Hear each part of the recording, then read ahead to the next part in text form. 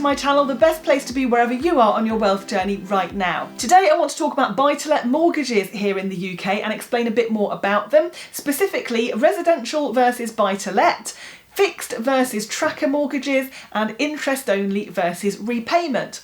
But before we get into that, I will say, guys, if you're interested in more videos on personal finance, mindset and wealth creation, do subscribe to my channel just underneath this video for plenty more just like this one. So buy-to-let mortgages then, guys. Well, I will say that I did used to be a mortgage broker. However, I'm not a mortgage broker anymore. So for the purposes of this video, it is education only and not financial advice that I'm providing you guys with today. I will also say that this video is about standard buy-to-let mortgages, nothing more complicated than that, okay?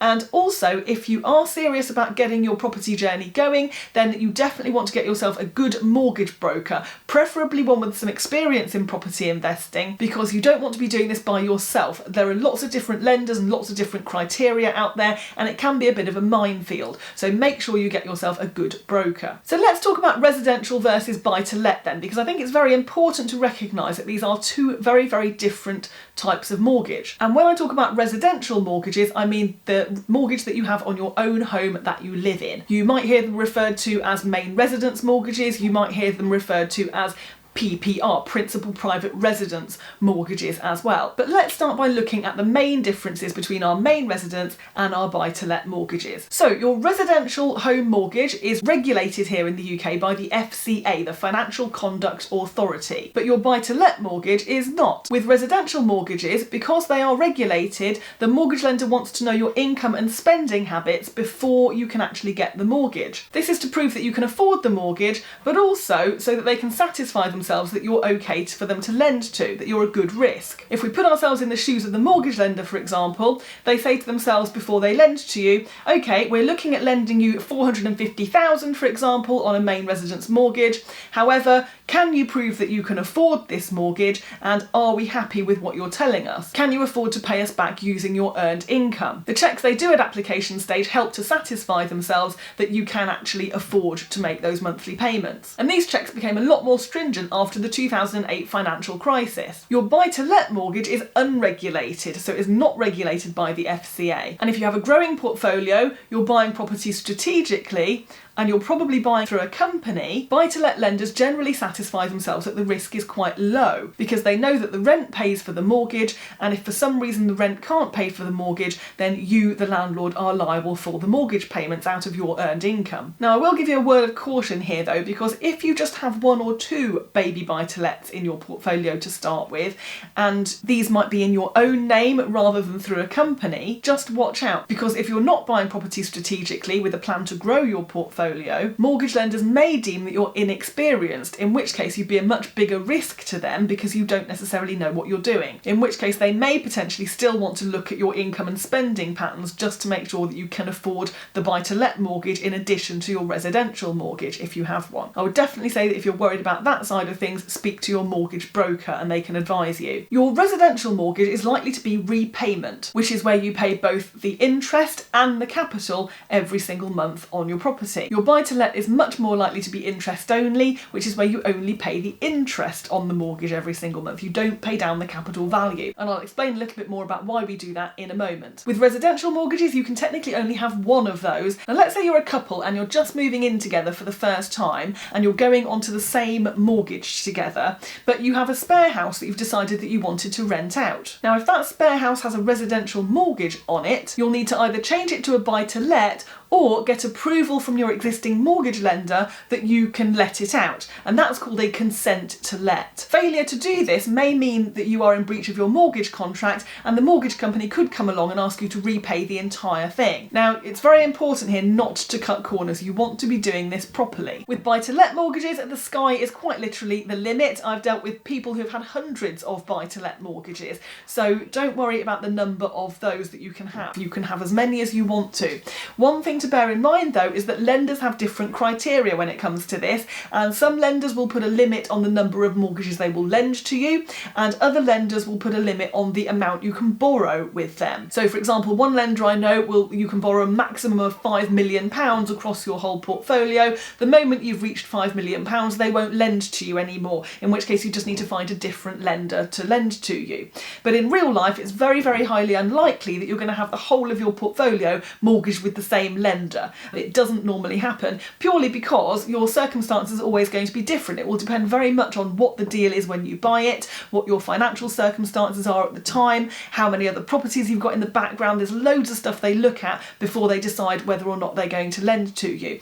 And if in any doubt about any of this, do speak to your mortgage broker. That's what they're there for. They're there to find you the best deal they can. So you can begin to see here that your residential mortgage and your buy-to-let mortgage are two completely different animals. Let's talk about fixed and tracker mortgages then, because those are the ones that you're likely to come across in your property investing journey. The other one that you're likely to come across as well is the standard variable rate, and I'll talk about that in a moment as well. Now, there are other mortgages out there, but I'm not going to cover those. I'm just going to cover these because they are the most prevalent. And whether or not you take a fixed or a tracker mortgage will very much depend on your attitude to risk. The fixed interest mortgage, for example, is for people with a very cautious attitude to risk, because it will be the same rate for a certain number of years, which means that you can know for certain exactly what your monthly payments will be month in, month out. Once that fixed period ends, the mortgage then moves to the lender's standard variable rate, the SVR. And the standard variable rate is usually a lot higher than your initial fixed interest rate. At that point, you may want to change your mortgage product to a lower interest rate again to make it more manageable. It's always a good idea with a fixed mortgage to make sure it's definitely what you want from the outset, because with your fixed mortgage, you'll almost always have early repayment charges added as well,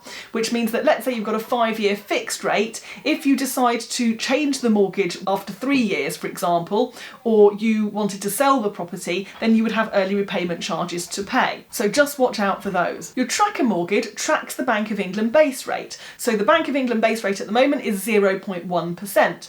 So let's say, for example, you had a tracker and it was tracking the base rate by 1.5%, then your interest rate will be 1.6%, because it's 1.5 plus 0.1, which is the bank base rate. But let's say the Bank of England base rate suddenly went up to 2%, for instance, then your interest rate would suddenly go from 1.6 to 3.6%, and your mortgage cost every month would be over double what it was when you originally took that mortgage out. Now, currently, I think we're a while away from having any kind of interest rate increase. In fact, I've even heard in the news this week that interest rates might even go negative for the first time ever in this country before they go up again. But the problem with this is that we simply don't know. We don't have a crystal ball that we can look into. I would say if you feel comfortable with a tracker, then go for it, and I've got a couple myself. If you don't feel comfortable with a tracker, then stick to a fixed interest rate, because then you'll know exactly what your payments are every month. And just watch out, because some tracker products also have early repayment charges attached to them. So if you're in any doubt, I would definitely say speak to your mortgage broker for the best guidance here. Okay, let's talk about interest only versus repayment then. A repayment mortgage is where you're paying both the capital and the interest every single month. So let's say, for example, you have a mortgage of £100,000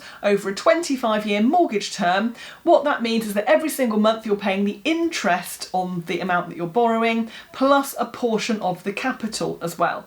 So that means that after the full 25 years is finished, if you do nothing but pay this mortgage month in, month out for 25 years, at the end of the 25 years, you won't owe the bank anything. Your mortgage will be paid off. It's a nice, safe repayment method, and that's why it's favoured so highly by the FCA for the residential mortgages on the homes that we live in. And it gives us certainty of a roof over our head into retirement. Now, some of you out there might be thinking, well, if that's nice and safe and we do it for our residential mortgages, maybe we should do that for our buy-to-lets as well. But actually, no. Property investments are a completely different animal from our residential, and we want to treat them as such. There are two big reasons that investors prefer interest only over repayment. The first one is income, and the second one is tax. So let's have a look. Let's say we've got a mortgage of £75,000 on a baby buy-to-let. Let's take an interest rate of 2.5% per annum. On an interest only basis, we would be paying £156.25 per month. On a repayment basis, we'd be paying £336 per month,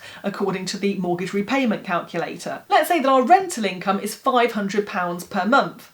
Now, if I were to buy the property with a repayment mortgage and be paying £336 per month, £500 rental income minus the £336 mortgage only comes to £164 per month. And that's before I've paid things like insurance, my letting agent's fees, any tax I might have to pay, any other contingencies as well. So you can see that I'm not left over with very much money at all here. Conversely, if I'm looking at interest only, my £500 per month rent minus £156.25 in mortgage payments give me a nice healthy £343.75 before I then have to pay my letting agent's fees, my tax, my insurances, my contingencies and so on. So you can see that we've got a much bigger cash flow with an interest-only mortgage than we would with a repayment, even taking into account the other costs that we have to bear in mind. Now, the reason that this is important is because let's say the interest rate goes up, for example. Suddenly, if I'm on a repayment basis, I've got hardly any money at all, if anything, left over.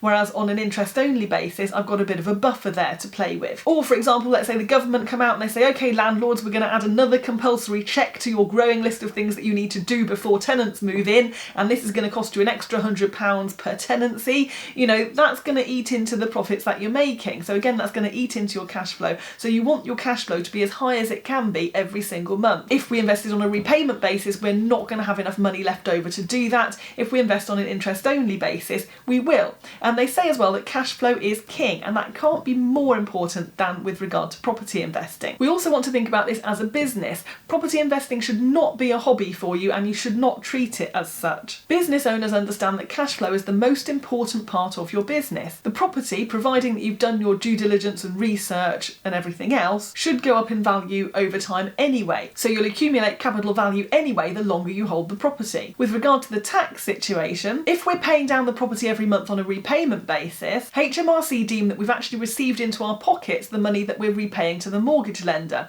and they tax us accordingly. So we would effectively end up paying tax on money that we can't see and that we don't use because it's gone back to the mortgage lender and is now sitting in the property. So we would need to find that tax money from somewhere else. Every property that you own should be able to pay for itself using the income that it generates, including tax, and it should also give you enough to use as extra income as well. And for the majority of us, that's why we turn to property investing in the first place, as an extra income source. I will say as well, guys, that whether you're investing already or you're just about to start investing, you want to learn to do this professionally. There are way too many rules and regulations that change way too frequently for you to be doing this all by yourself. And you're also likely to have a lot of questions as you're going along. I think I've said before, you can't learn everything you need to know about property investing just from watching YouTube videos. So I'd say if you're serious about your portfolio, definitely check out the company that I freelance for, which is Fielding Financial. It's the only accredited property investment training company in the UK, and it was founded by the grandmother of property investing in the UK, Jill Fielding.